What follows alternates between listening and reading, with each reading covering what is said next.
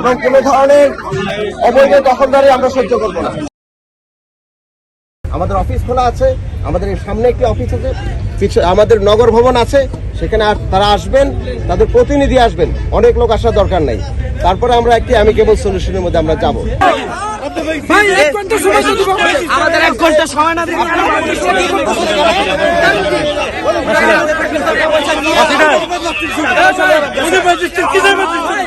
উনি সরকারি চাকরি করে, উনি আপনি কি কোথায় কেন বাজে হয়েছে? উনি ম্যাজিস্ট্রেট সরকারি, উনি সরকারি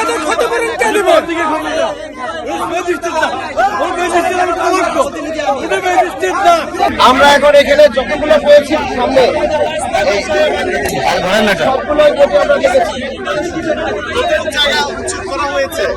আমরা পুরো 30,000 উচ্ছেদ করছি।